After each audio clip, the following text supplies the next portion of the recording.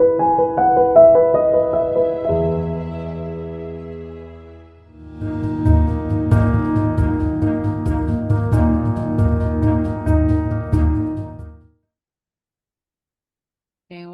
everybody to another episode of Nature's Wellness Symphony.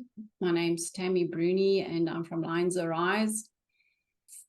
And Lines Arise was birthed out of the Lord just speaking to me about creating a platform where we can start to focus on kingdom identity.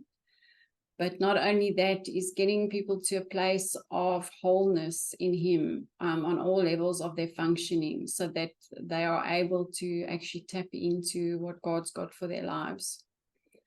And I always find it interesting when I give these intros on Lines Arise, they always sound different.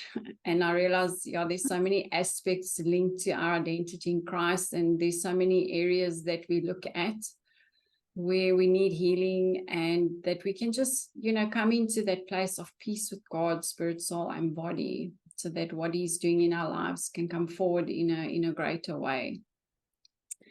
And today I've got Denise with me again from Fontes Wellness, and we're going to be speaking about the nervous system.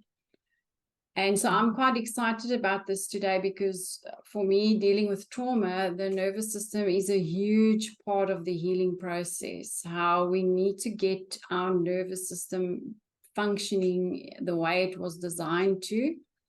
It plays a very important role in stabilizing our body. The nervous system is the system in our body that sends all the messages and signals out to our body. And so whenever there's an imbalance, every part of our body is going to suffer, because the central nervous system is exactly what it is. It's central to the body, and everything branches off of that. So before I carry on with anything, Denise, I'm gonna give over to you, and you can tell us about the nervous system, and I'll feed in where I see opportunity. Okay, awesome. Thank you again, Tammy, for the opportunity. So I'm Denise Bierman. I'm founder of Fontes Organic Skin Food, So Natural, and they combine fall under Fontes Wellness. I'm also a certified essential oils coach, which is underwritten by the American Association of Drugless Practitioners. And this topic also lies close to my heart, because I'm absolutely passionate about healing. Fontes, yes, is a wellness product, but for me, it is about healing of this space in our bodies. And So Natural is more for everyday wellness, but also I do trust the Lord for healing as clients use the product. So because of trauma, fear, anxiety, and stress that underpins a lot of the things that we go through in life. So the nervous system, let's start there. The nervous system and the limbic system are the two that we're going to be talking about today. And I just want to run through again, like I've done in the past, of what it consists of. So most obvious is the brain. And what is so fascinating, the brain has 100 billion plus minus neurons. That's amazing. We are fearfully and wonderfully made. And I may be, correct me if I'm wrong, but I think the brain has about 3 million years worth of memory that it can carry. I remember a talk that I attended, and that's kind of stuck in my brain. And it manages the mental functions, blood pressure, heart rate, digestion, respiratory systems. Then together with the spinal cord, that makes up the central nervous system control center. But then there's also the sensory organs like smell and taste and hearing and even balance, which falls under that. Then the nerves, which activate body responses. And then we have the limbic system, which I find is very fascinating. It has the entire central nervous system, helps with memory, but the limbic system seems to be the focus of where many things happen in the, with memory related stuff, because the limbic system and the autonomic nervous system is responsible for controlling emotional health. It plays a key role in that. And then the hippocampus is part of this whole system. It helps to form and retain memories, and it's important for learning and development. So for me, I just want to focus on a few items in the limbic system. Limbic system is big. It's the hippocampus and the amygdala and the cortex, how it plays a role in trauma. Because I think if we understand how trauma works and how our bodies, what we do in a traumatic situation, then we can understand where we should focus or where we can start with our healing process. And if you look at the hippocampus is in the brain. It's that sausage-looking thing in the brain, and it's like the librarian. It takes information, it files it, it stores it in books. So you've got a book on relationships, you've got a book of your first holidays. So it likes to write a narrative, and it sorts it neatly. Information comes through the amygdala. It gets excited. There's arousal happening in the amygdala. And the more the aroused state increases, like when it's your first kiss or marriage or your wedding or your first holiday, that sensory awareness is just much higher. And the recording of that is really well done in your brain. So then what happens when we have trauma, and I'm talking about severe trauma now, just to explain the picture of what happens in the brain. That's like rape. I'm talking about that, but it doesn't mean that rape is the only severe trauma that can happen to a person. Just so we can see what happens in your brain system. So the cortex, which protects the limbic system, it cannot process that trauma. It's just too much when that happens. The amygdala just passes out because it's just it's just information stress overload. The hippocampus sees, oh my goodness, the amygdala passed out. There's no way that I can write this narrative neatly in books and file it somewhere or delete stuff. And then everything is just pushed into the body. It goes to the cells, it goes to soul parts, it goes to the central nervous system, physical sensations and emotions. That is why sometimes when you smell something, because smell is connected, the hippocampus plays a role in smell. So if you get a certain smell, it triggers you, because it could have been the same smell of the person that abused you or raped you. You may not remember it because the brain is kind of bypassed in a very traumatic event. You may not remember what happened to you. You may not even recall. But when you start doing trauma work and you stand on Jesus as your firm foundation, because you most definitely need that when you do trauma work, the memories are released out of certain parts of the body, and it strings together and a narrative begins to form. But that then is part of the whole healing process. But I think you can add way more to this than I just explained. Yeah, I think dealing with our trauma, I always explain trauma like when it happens and it's unresolved, it's kind of left cycling in the brain because there's no resolution to it. And actually, like you said, it affects every part of our body. It's held at a cellular level. And I always explain it's like a drawer that's open. You know, when you've got a drawer open and you've got all these files hanging in those filing cabinets and you keep kicking your leg against that drawer because it's open. So that's how I like to explain trauma is all those files are open. It hasn't been put away and you keep knocking your leg against it. So the triggers are always going to be there because those smells, the sensations, the body sensations that you had, like you said, they get trapped in the body. And it's very often people with trauma, they've done all the trauma work, they've done the soul stuff, they've done the spirit stuff, but they haven't dealt with their bodies. And so they are still experiencing the trauma in the body. The body is still kind of reliving that trauma because there was an incomplete response to the trauma. That person, you couldn't get away from your attacker, you couldn't get away from your rapist. And so the body is still trying to get away. And that's also why in that limbic system, where's your your emotional brain versus your thinking brain, you are still in that state of hypervigilance, in that state of fight or flight, because you're still trying to get away.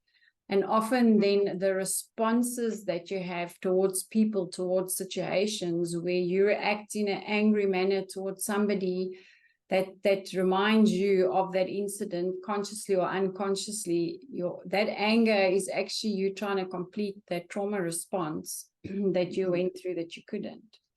But this is all really nervous system work. And like the amygdala plays a huge role, and we call her Amy, right? Because when Amy is in the driving seat, there's a problem because Amy is going to drive you according to your emotions. And so really the part of getting back to that emotional regulation and the things that we need to look at with trauma is getting Amy out of the seat, the driving seat, and getting back into the driving seat so that you can then get to a place of healing, so that there's more control over what you're feeling. There's more emotional regulation. And that sort of thing. And I'm sure as you talk, we'll come back to this topic, because we know that the sympathetic nervous system and the parasympathetic nervous system need to work together to bring resolution to trauma. And we need both sides of the brain to work together to bring resolution to trauma as well. So, but I'm sure we'll have a look at that a bit later. As you were talking, I'm reminded of a talk that I listened to a few years back with regards to a clinic for obese people in the US. I don't recall the name of the place. And they had phenomenal results until people lost about 50% of their weight. And then the people would just drop out like flies, for lack of a better description. And then I tried to understand, but what's happening? The results that the people are getting are phenomenal. Why is it that they drop out halfway through the program? But very interesting.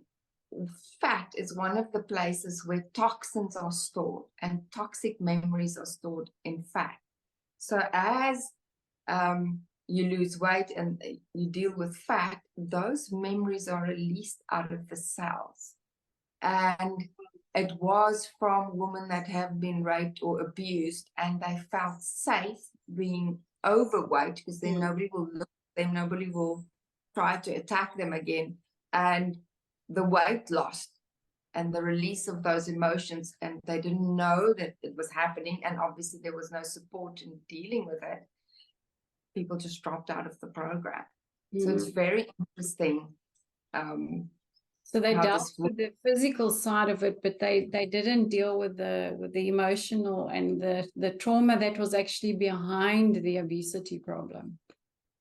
Yes. Yeah, but I've always had a theory about midlife, where we there's extra weight maybe around the midsection and menopausal things. And this is such a half-baked potato that please don't ever just judge. But my theory is we obviously build stuff up in our bodies, like we've said.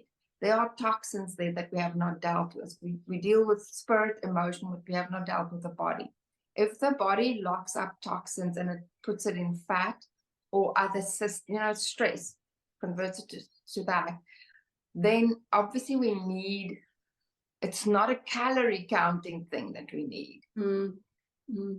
And maybe the temperature that goes up and down, there must be an emotional thing behind it. I've not seen the answer yet, but there must be a toxin release more than a calorie issue that you need to deal with. I'm not giving an excuse for anything, but I think it's maybe part of things that we have to deal with as we grow older, is to realize that our body has been storing up so much trauma, and now it's being packed somewhere. It's given a name maybe, but maybe there are solutions. If we deal with the emotions, we'll feel safer. Or we have wellness protocols in place that helps to deal with stress and anxiety and get those toxins out of our bodies, and we'll maybe reap different benefits.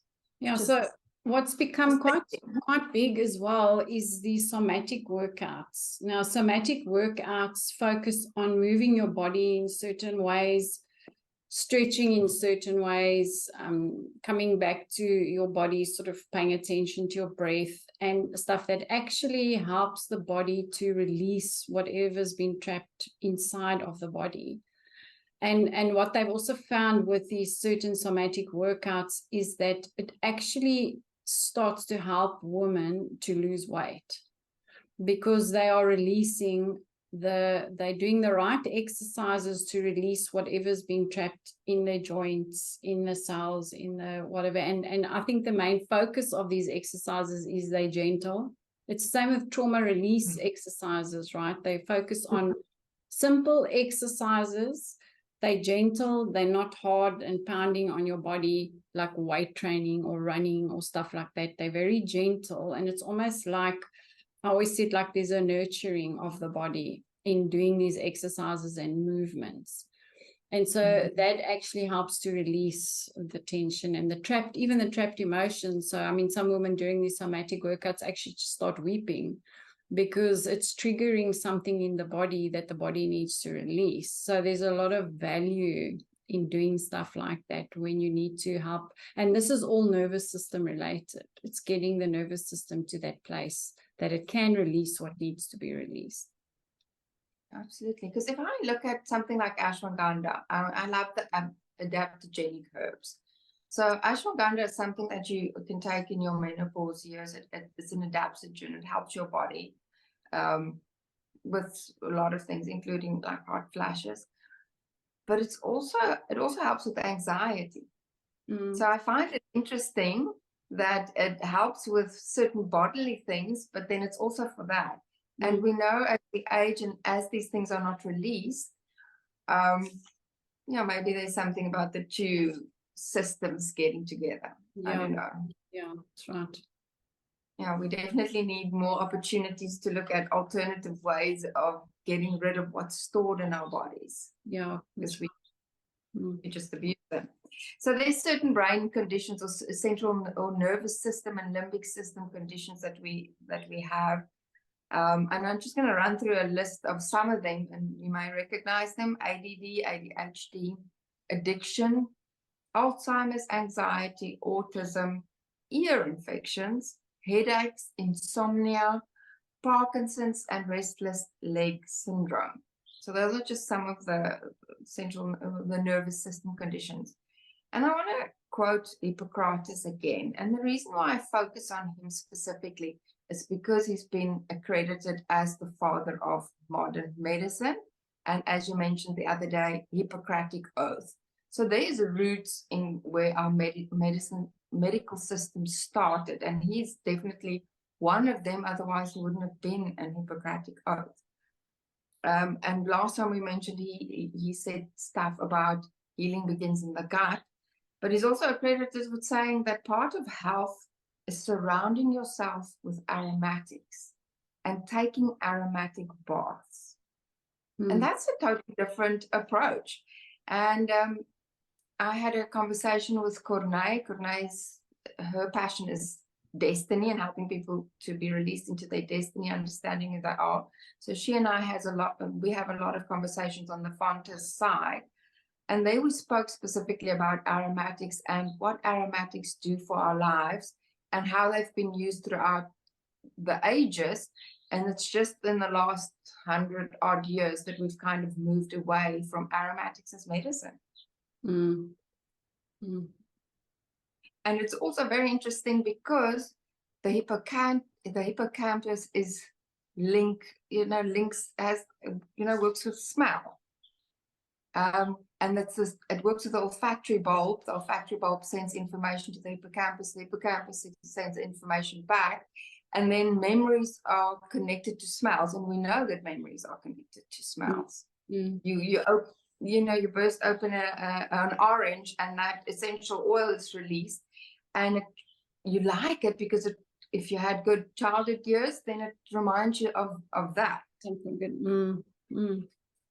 So there's definitely smell and healing are connected. And this morning when I looked at my notes again, I was wondering about, how people say they lose their smell after they've been sick, like flus and the COVIDs and the stuff. If smelling is connected to the hippocampus, how much does fear, the extreme fear that's, we tap into in these recent years, what has that got to do with your smell and your sense of smell not working? Was it just overload as well for that system? I don't know. I like to ask these questions. And also just, think about the aromatics. We are dust from dust, right? We come from the earth. Yeah. So it's natural that what comes from the earth is going to be good for us versus what's chemically created. So I think a lot of these things, where we move more into modern medicine has come in, and there's chemicals and there's even toxins linked to all of that stuff. It's because our bodies were not designed to receive that. Our bodies were designed for natural products. Our bodies were designed for the earth, for what comes from the earth, because we are from the earth. So I think if you can think of it in that way, the more natural we stay in what we eat, in what we use on our bodies, and even for our healing process, the better off our whole system is going to be. Yeah. And I think we've gotten into that microwave culture, and we don't really look at overall wellness. And as I've said before, we look at things in silos. So when crisis hits, then we have to grab for whatever heals us immediately.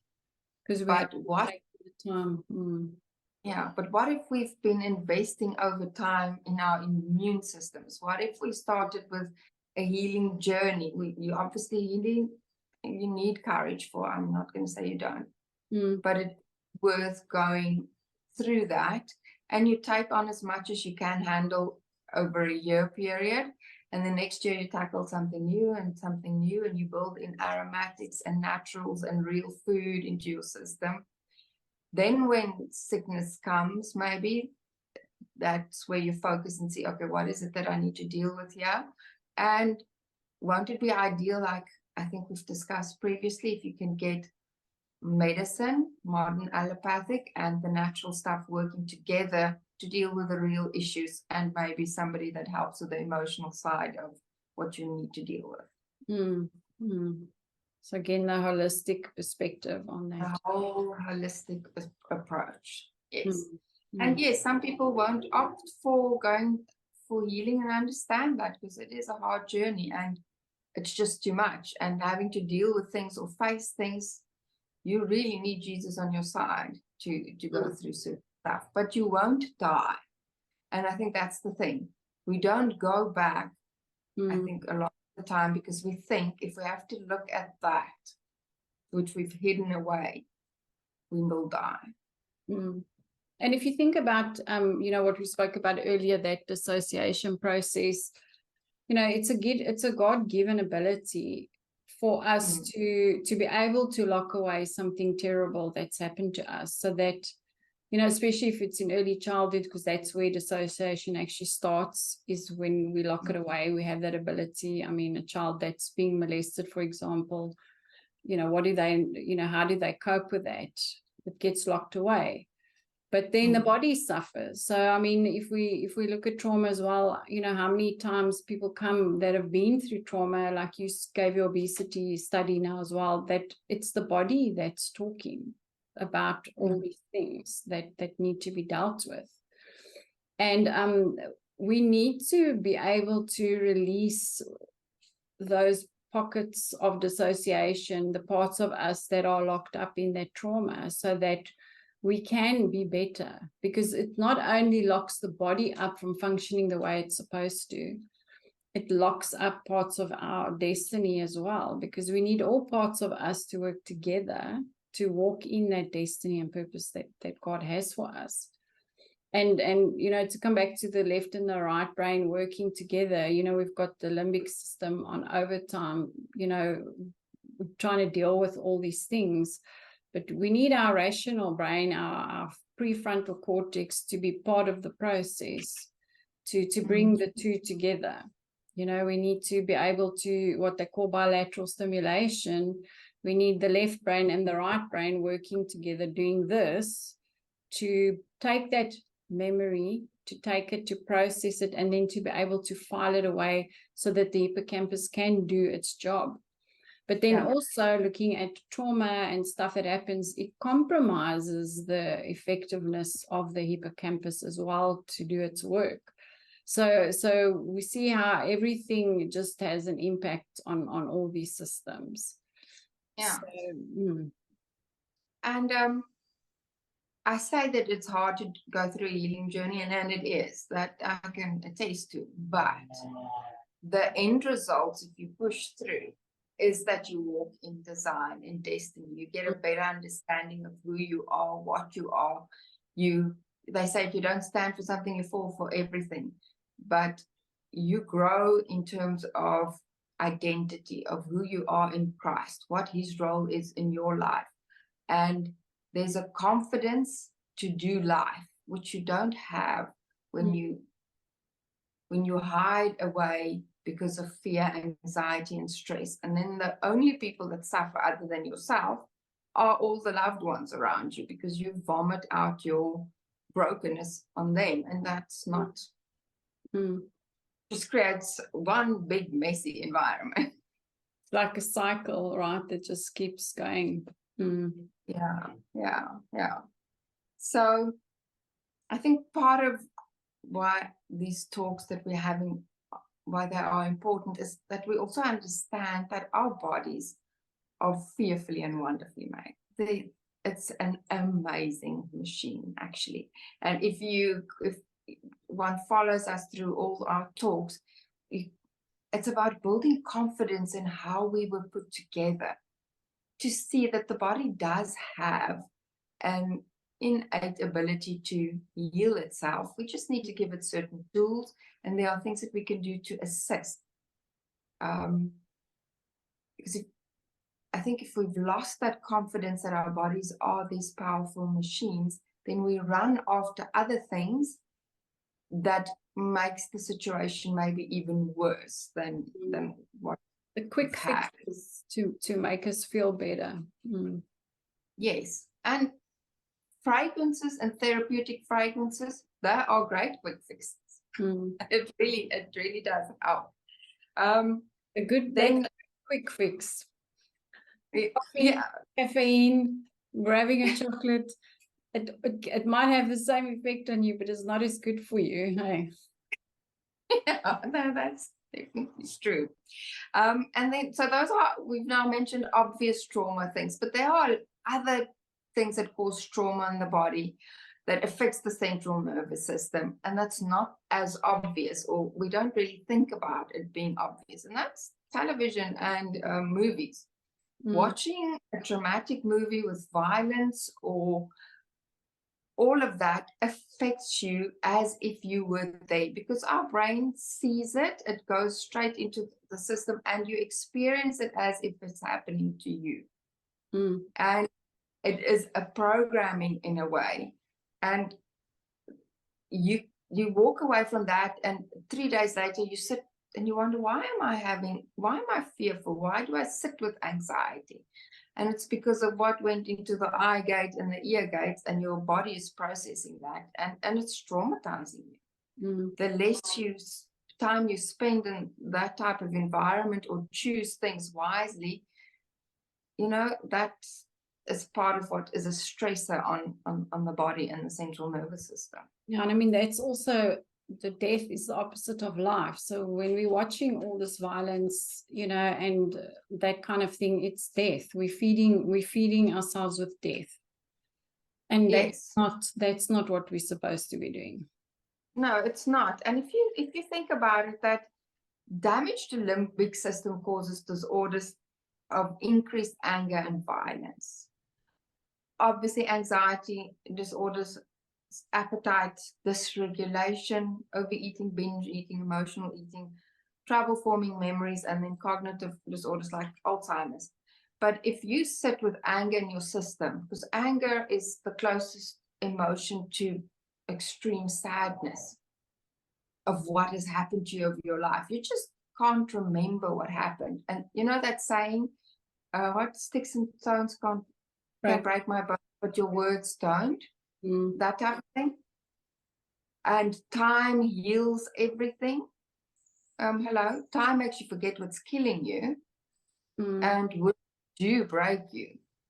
And so we can sit with an anger, not understand what it is, and we explode. And if we really sit and think, what is it?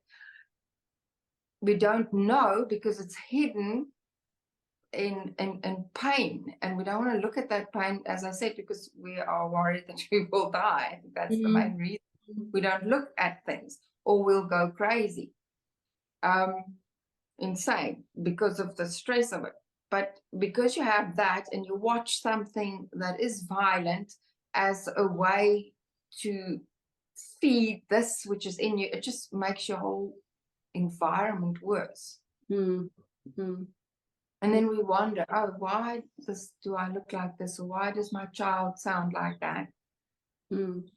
These are some of the things. Think about children as well, watching movies that they shouldn't. Oftentimes, what's the result of that? It's a nightmare, right? So why are they having that nightmare? Because the body has received what they've been watching. And it's exactly like you said, that process played out. Like we also have dreams sometimes to deal with our day residue, or we have dreams that mesh with what we've watched. So I'll sometimes have dreams if I've watched something and in my dream it meshes with what I've watched, you know. So it just shows you how much your brain is taking in and what it's doing in the process. Yeah, so it's a powerful thing. Yeah. Yeah. And then frequency. So the frequency, it can affect our emotions in many ways. I was at an expo earlier this year, and they were lighting people, and there was a conversation about these modern lights that we have. I don't know what you call them. It's not the old ones anymore. It's now new lights. Oh. Yes, those things. They emit a frequency that causes stress and anxiety. Wow. That is a frequency. So there are many things that has frequency can actually be used as a weapon. There are weapons that have been made to that if you send frequency into a crowd, you affect the way that crowd behaves. So frequency has a great effect on us. If you think of 5 to 8 hertz music, if you listen to that frequency music, it can help to restore DNA. So just as that can restore DNA, something else, frequency through music, can make you stressed or more angry. So it affects your whole body, or it can relax you and bring healing. And you know what I've just recently, well, not recently, but I have a Rife machine, and I often sit on the Rife machine if there's something. So the Rife machine also works on frequencies, and it kind of brings a balance back to, it sees where something's off. So say, for example, you've got muscle tension. Then it's got a setting that's for muscle tension, and then that frequency will then target muscle tension. And throughout the program, you get a low frequency, and then sometimes it'll have the high frequency. And what I've actually started to notice just by watching the dial is that when it's on a low frequency, it's way more powerful. You can actually feel the vibration, especially if you hold the pedals. And when it goes to a very high frequency, it's so gentle, you can hardly feel that frequency penetrating your body. So let's just think about our emotions. So we know that emotions, negative emotions, also vibrate at a certain so they vibrate at a lower frequency than positive emotions. But if you think about that Rife machine and holding onto the pedals and the extent of that power that you can feel surging through your hands at that low frequency, it just made me think about the impact that negative emotions, sadness, anger, and those things have on your well-being. If I can see it operating like that through the machine, right?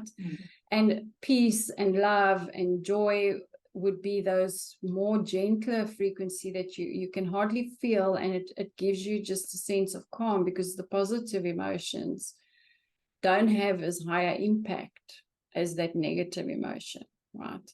So that was just sort of one thing that really struck me, and it just made me realize how we need to rather just stay in the positive vibes versus the negative vibes, because it's going to be a lot gentler on our systems, and it's going to have a better effect. Yeah, no, absolutely. So yeah, I think that is what just what I wanted to say about what causes the problems on that. But then there are solutions. There are quite a few solutions that that we can bring in, so we don't only discuss problems. The central nervous system loves B vitamins. When it just likes that for recovery. So there are foods that we can have, or supplements that contain B vitamins, that will improve the damage that has been done through a lifetime of trauma. Because you kind of sort of know you're in trouble when you sit down to relax and you are in fight and flight mode. Then you know you are actually in trouble, and that's most likely childhood traumas that's working through your body, and you don't know. That super heightened vigilance is fight or flight the whole time, and that is trauma related. And in the end of the day, if we live in flight or fight the whole time, it fries the brain. Look at modern life. We are constantly in fight and flight mode. We need to find ways to get out of that, or build in pockets in our days to look after our bodies, or to support our bodies through what life is currently. And we need to understand what fear does to us, and know that it's something that we have to work on to get out of. That makes sense. Yeah, no, for sure. And omegas, the omega-3s, the brain loves omega-3s. It helps with brain health. As I mentioned, ashwagandha is great for brain health. Magnesium, laughter, dance, reading the Bible grounds you. Reading it before bedtime grounds you. It's the last thing that went into your brain before you go to sleep. And as we've said, you watch a movie and you go to sleep maybe, and that affects you. But reading the Bible before bedtime, having a winding down routine. What they call having a good sleep hygiene, hey? Because our sleep hygiene, is cleaning up that time before bed, that reset stage, that we get that restful sleep that our brain so desperately needs. I like the adrenal boost tea that's available through Soza. I would drink it before bedtime. I just love it. It's part of that relaxing, winding down routine, using Cozy Calm. I just rub it wherever. And it's part of my wind down routine. And sometimes if I don't do it, I just struggle to fall asleep or whatever. There are other things that affect me. But it just helps to calm me down. Reading Bible, it just relaxes you, thinking about what you read, meditating on it. Meditation is popular because it works, whether you meditate on the word or whether you meditate on other stuff. People do that because it's calm and relaxing. So those are definitely something worth doing. And understanding identity. I think there are people that's done a lot of work around identity, like the Arthur Bergs. The more we understand who we are, what the enemy is busy stealing from us by keeping us in that state, hopefully the more that thing in you starts to trigger that says, you know what, I'm not going to take this. I will pursue destiny, and I will walk in healing.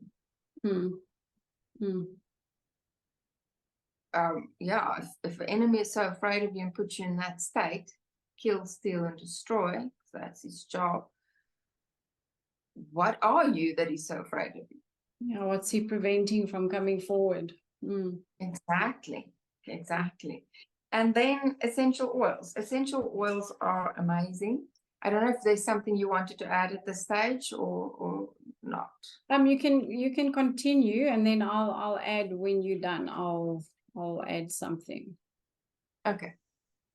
So essential oils is great for the limbic system. I think those have been made for each other because essential oils have strong volatile molecules which hold the fragrance. They get into the bloodstream, or they pass through the blood-brain barrier. They get into the hippocampus, which we've said earlier is involved in smelling.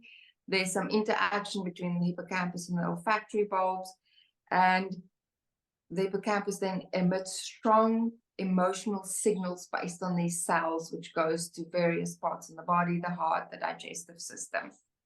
And there's new scientific evidence that says that if you inhale essential oils, they create psychological and physiological benefits. And that goes back to exactly what Hippocrates said: surround yourself with aromatics, take aromatic baths, because it's part of healing. And there are essential oils like lavender. In 2012, a study was done in Toho University in Japan that focused on anxiety, and they used lavender, and they noticed that lavender reduces the anxiety levels, because it goes back to that thing: essential oils, do they work? They work whether you believe in them or not. You just need to be sure that you have the type of oil that can do what you need it to do. It doesn't help. It's just the fragrance oil. It needs to be energetically charged. It must be the whole, the whole oil that comes from the whole, from the plant, and not just a specific extract that in lavender's case is just linalool. You need all the supporting molecules to be in there, as we've discussed in the past, because it gives a certain energy, and that's what you need for the healing. So that's what I talk about when I mention essential oils. Tree blends, tree oils. I'm busy with the tree oil. I've been using it for a while. I love it. And what is very interesting is the tree oils help with courage, and it helps to overcome fear. So just diffusing that in your space is just great for work days or for exams or something like that. We've mentioned before that Fontes has an integrative approach, and Sozo, using them together. Lavender and chamomile is calming. So if you use your tranquility nectar and you breathe in that fragrance, you are building something into your protocol daily that helps to deal with anxiety and stress. Yeah, I think that is kind of what I wanted to say. Just the last thing, we're talking about the left brain and the right brain. Breathe Easy, in the Breathe Easy range, there's an essential oil inhaler. And on the instructions, you'll read on how to inhale the oil, use the inhaler. It's not just sticking it in here and breathe in. The way that it works is this way that you inhale and exhale builds little bridges between the parts of the brain. And that goes back to inhaling, how important breathing is as well in part of dealing with healing the body and reducing trauma and stress. And that's also part of solutions with the central nervous system, is remember to breathe. Not but deeply. From the stomach up, Yeah.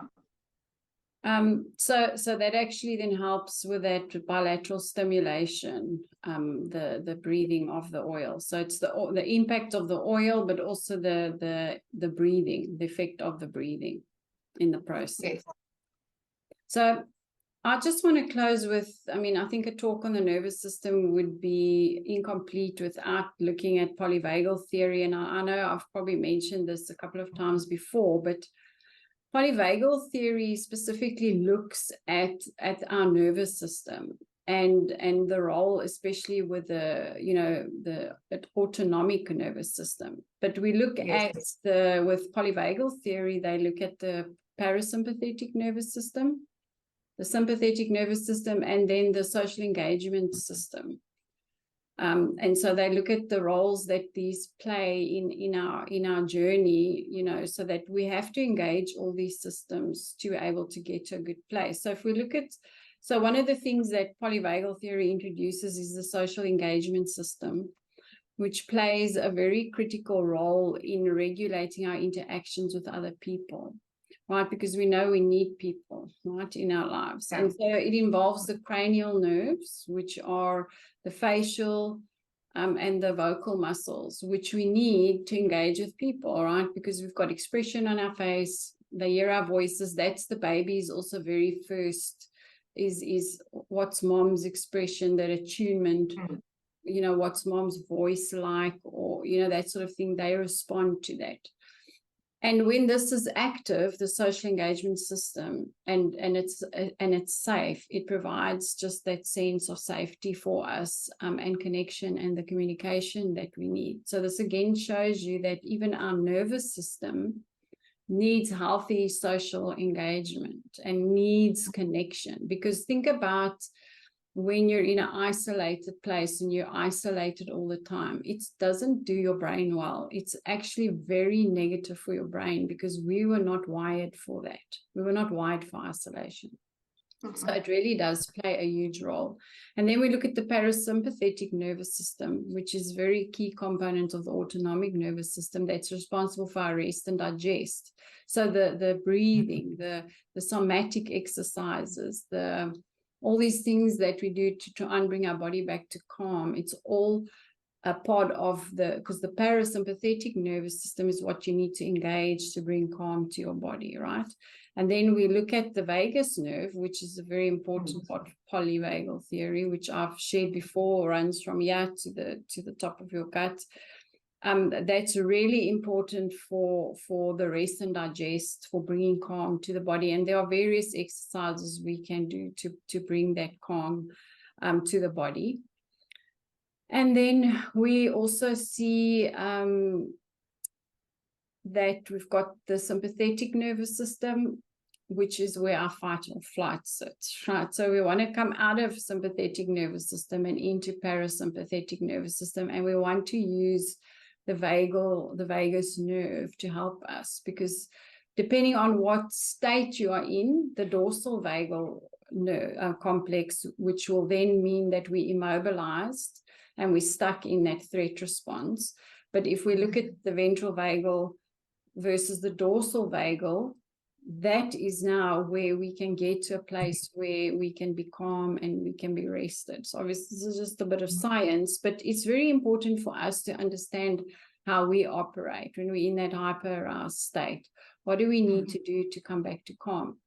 And very interestingly enough, also there are certain exercises. So for example, you know, those of you that like to work out, cycling, walking, gentle running is very good for the parasympathetic nervous system, whereas weight training activates the sympathetic nervous system, which means that it's going to put you more in a heightened state versus doing things that are, and they're aerobic exercises, so it's not like they're less vigorous, but these are better for your parasympathetic nervous system. So I think in the healing process, we need to identify where we're at and what sort of activities or practices we can put into place that's going to help for our whatever we're going through, right? So for some people, I'm a gym bunny. I want to say gym bunny, but I like doing weight training, but I understand the balance of going for walks and doing stretching and that sort of thing, because you can feel if you only do weight training, everything in your body starts to contract because there's no expansion, because you're building muscle. Yeah. So it's very important for you to do the stretching, for you to do the walking, to do other kinds of exercises for the expansion of the muscle. You know, and I think look at also now we look at how our body works with the muscles and everything, the expansion, the contraction, even our lungs. And then we look at trauma. What does trauma do to us? Trauma makes us contract, makes us become smaller. But healing brings expansion. Healing opens us up. Healing expands us into all that God has for us. So just to cycle all the way back to the beginning, saying how intricately and wonderfully we made, that there's nothing in our cycle of life, our body, our soul, the way we are created, the way we need to work with ourselves. I think that wasn't thought out by God, because there's such an interplay of all these things that we need to be in a good space. And I know sometimes it sounds overwhelming, because I've got to breathe, and then I've got to do the oils, and I've got to drink the teas, and I've got to do all that stuff. But how do we get programmed into trauma? Same stuff happens over and over and over. So how do we deprogram? We got to do the good stuff over and over and over. So like you were talking about this, your sleep process, that's conditioning, it's programming. You are programming your body that if I do this, and if I do this, and if I do this, I'm going to have a good night's sleep. And body likes that, and it's predictable. So it's almost like if you do that often enough, you are activating your body into your sleep process. So your body knows, right, as soon as the niece sips that tea, I must get ready. I'm going to go to bed soon. As soon as she puts her roll-on on, it's going to be bedtime. That's how we have to get our body conditioned, but it doesn't happen overnight. So we need to start now with those healthy processes so that we can build the muscle memory, that it doesn't become, oh, I've got to do this again. It becomes an automatic process. So it's almost like we're activating that autonomic nervous system that does stuff automatically because we've learned to do it. So absolutely. Just to say, my brain is very busy, very busy. So for me to do that is to tell it, you know what, now it's time for you to shut down, because I want to sleep. I'm not going to plan, we'll take over, we're going to sleep now. So it's forcing my whole being to know we are going to bed. Yeah, it's very good. That's something that I also need to do before I go sleep, is to just have a time of quiet, because my brain is so extremely busy.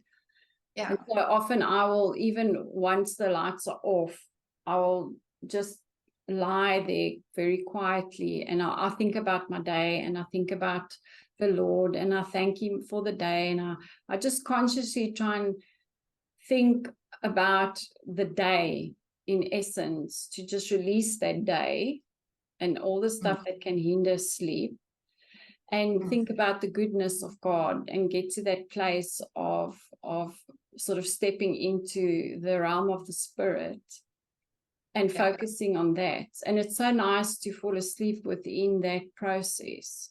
Like, we don't always get it right every night, I know that, but it needs to become part of the process to keep ourselves in a place of calm. And when our body keeps thinking it's in danger, it's very hard to stay in that place. So we need to start putting these things in place to come out of danger, to come out of the threat system, because what goes along with the polyvagal system is the neuroception. And neuroception is always scanning the environment for a threat, especially if you've had trauma. So you need to get to a place where you're not scanning for threats all the time, and start to let your body get the message that you're safe. You're not in that traumatic situation anymore. You're in the present, and you're safe. And this is what a lot of the breathing exercises, the things that we do to come back to calm, it brings us back to present. Because if we in the past or in the future, it's trauma and anxiety, because we don't know what's coming.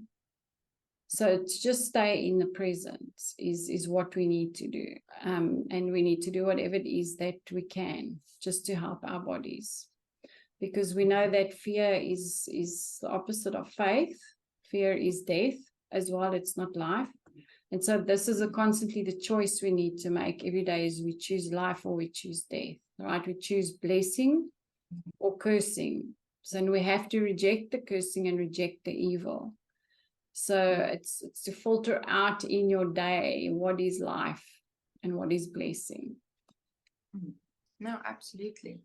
And just for me to go back, that's why Fontes is, for me, part of your healing protocol. Breathe in, be present now for this moment. Don't be there, don't be at the back. Be here, be centered, live for this moment when you're breathing it in. See what it's doing for your body and enjoy that moment, because it's part of your wellness healing protocol. Yeah, and then when we can bring the Holy Spirit into that, and we can bring the Lord into that, we can center on Him, in that process. It's like I heard a beautiful exercise called the breath prayer as well, where you breathe in and you think of a scripture. So even while you're using the products, you can breathe in and then think of a psalm, or think of something so the Lord is my shepherd. Breathe out, I shall not want. And just sort of speak that in your mind as you're doing the breathing in, and you're getting the smells. And because even the smells of that, right, it's going to trigger a response that the Lord is my shepherd. Shall not want. And so every morning, breathe it in, you remember, the Lord is my shepherd, I shall not want. So I think those kind of things are really important to incorporate into your products, because we can then start to build those associations in the brain. Renewal of the mind. Yeah, that's right. Well, I think this was a very good talk today. I enjoyed it. I can talk very long on this topic, especially because it really ties so well into trauma. But thank you, Denise, for sharing today. I also learned one or two things, especially about your study on the obesity. That was quite interesting as well, and how the fat also stores the toxins and was it the memories you said of the trauma? Yeah, that's obviously in those cells. So that was quite interesting. So thank you so much. And thank you for everybody that's tuned in to listen today. And I'm sure you were blessed. And until next time, thanks, Denise. Thank you, Tammy. That was awesome.